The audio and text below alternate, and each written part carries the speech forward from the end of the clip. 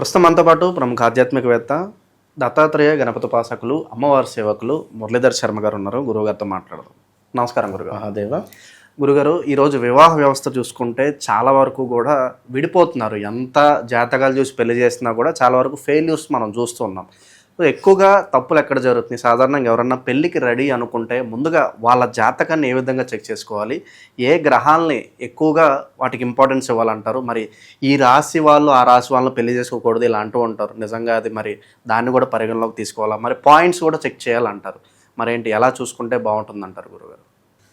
ఈ మధ్యలో ఒక విషయం ఏమిటంటే, మొన్న కొందరు నన్ను ఒక క్వశ్చన్ అడిగారు.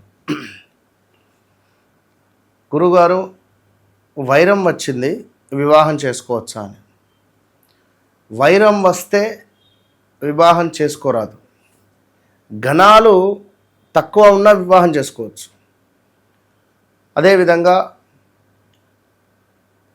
మనము జాతక పరిశోధన అనేటువంటిది చేసేటువంటి క్రమంలో ఒక సంబంధం వచ్చింది, లేదా మరొక సంబంధం వచ్చింది, లేదా మరొక సంబంధం, ఇట్లా సంబంధాలు వస్తూ ఉన్నవి. మరి నాకు ఎందుకు ఇన్ని సంబంధాలు వస్తున్నాయి? ఓకే, నా జాతకంలో మంచిగా బలం ఉన్నట్టున్నది. ఇన్ని సంబంధాలు వచ్చినా ఎందుకు సెట్ అవ్వట్లేదు అనేది నెగిటివ్. నా జాతకంలో బాగుంది అనేది పాజిటివ్.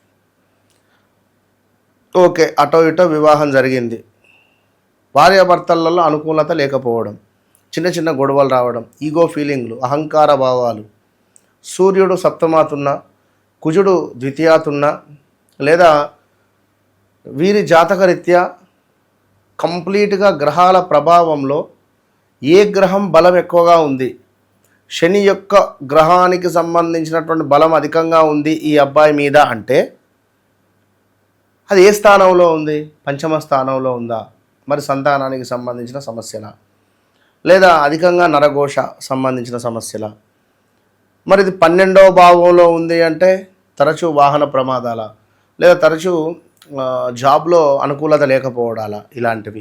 భార్యాభర్తలలో అనుకూలత లేకపోవడం, ఇల్లీగల్ అఫైర్స్ పెట్టుకోవడాలు ఉంటాయి, ఇలాంటివి. ఇక సూర్యుడు సప్తమాత్తు ఉన్న ఎడల భార్యాభర్తలలో ఇద్దరికి ఈగో క్లాషెస్, గొడవలు ఏర్పడతాయి.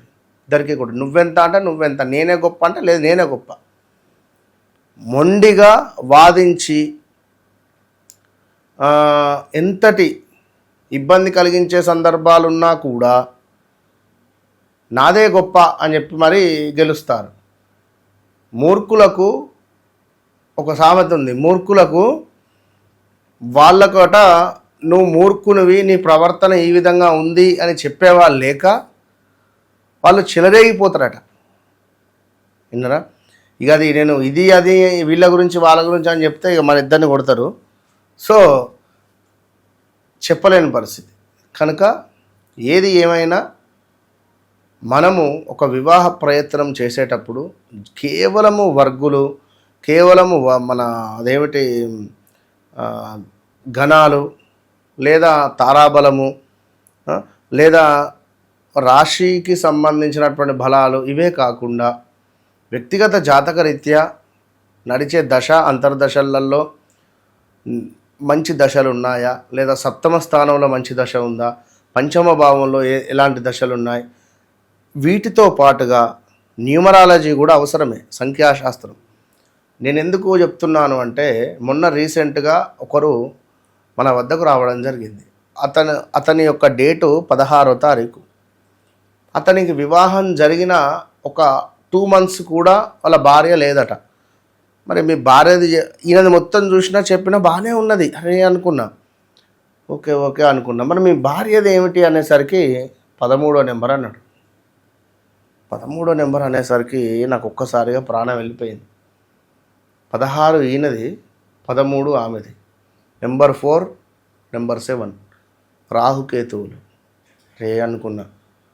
వివాహం అయిన డేట్ ఎప్పుడయ్యా అంటే చూడు అని కర్మకు 4వ తారీఖు అయింది. వాంది కూడా చూడు టైం, అని టైం అట్లున్నది. 4వ తారీఖు వివాహం అయింది. ఏం చెప్పలేని పరిస్థితి. అదే రోజు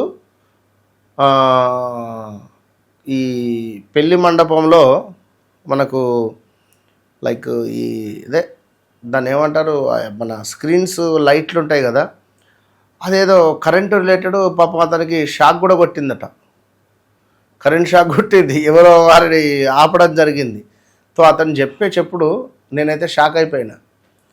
సరే ఏదేవైనా అట్లా ఉంటాయి కనుక వైరము ఉన్నా పెద్ద బాధ లేదు, కలిసి ఉండే యోగం ఉన్న జాతకంలో తెలిసిపోతుంది. ఉండొచ్చు. ఇప్పుడు మనం ఇక్కడే వైరము అని చెప్పి భయపడాల్సినటువంటి అవసరం లేదు. జాతకంలో సప్తమ భావము 12వ భావం కనుక బాగుంటే 100% బాగుంటుంది. ఇక లేదు అని అనుకునేటువంటి సందర్భాలలో ఇబ్బందులు ఎదురవుతుంది. కనుక వీరు ఇక్కడే మనం వైరమనో గణాలు కలవలేదనో ఆగాల్సినటువంటి అవసరం లేదు. పూర్తిగా జాతక విశ్లేషణ చేసుకొని 1 to 12 చార్ట్స్ ఉంటవి. ఈ 1 to 12 చార్ట్స్ చూసుకుంటే సరిపోతుంది అని నా అర్థం. సప్తమ స్థానంలో శని కానీ, కుజుడు కానీ, రాహువు కానీ ఉన్న ఎడల, 8వ భావంలో రాహువు శుక్రుడు ఉన్న ఎడల, రాహువు కుజుడు ఉన్న ఎడల వివాహము 2వ వివాహాలు అవ్వడము, లేదా మనం ఎక్స్పెక్టేషన్ చేయలేని విధంగా వారి పరిస్థితి ఉండేటువంటి సిచ్యువేషన్ ఉంటుంది. కనుక కొన్ని గ్రహాలు ఉన్నాయో లేవో చూసుకొని ముందుకు వెళ్ళాలి, అంతే. గురుగారు అలాగే పెళ్లి కాని వారు ఇప్పటి వరకు పెళ్లి కావట్లేదు గురుగారు, చాలా కాలం అవుతుంది, చాలా సంబంధాలు వస్తున్నాయి, అయినా కూడా పెళ్లి కుదరట్లేదని ఇబ్బంది పడే వాళ్ళు ఉంటారు. వాళ్ళకి ఏదైనా మంచి రెమెడీ ఏదైనా తెలియజేస్తారు? రెమెడీ అంటే చూడండి, జాతక చక్రంలో నడిచేటువంటి దశ అంతర్దశలే సప్తమాధిపతి పంచమాధిపతిని మనం చూసుకునే దశలు చేయాలి రెమెడీస్. లేదు అనుకుంటే లైక్ ఉంటవి రెమెడీస్ చాలా ఉంటవి, లేవని కాదు. కానీ కొందరికి వర్కౌట్ అవుతుంది, కొందరికి వర్కౌట్ కాదు. ఎందుకు? ఆ నడిచే దశ అంతర్దశని బట్టి. ఏది ఏమైనా వివాహం కావాలి అనుకుంటే 3.5 కిలోల శర్కరను పొడిగా చేసి వరపాశుపతము కన్యాపాశుపతము అని చెప్పి ఉంటుంది. సో స్త్రీలకైతే వరపాశుపతము, పురుషులకైతే కన్యాపాశుపతం అని చెప్పి ఉంటుంది. ఈ కన్యాపాశుపతం చేయడం ద్వారా శంకరునికి మంచి ఫలితం లభిస్తుంది. 41 నుంచి 3 నెలల్లో వివాహం జరిగే యోగం ఉంటుంది. మంచి విశ్లేషణ అందించారు, ధన్యవాదాలు. మహాదేవ్.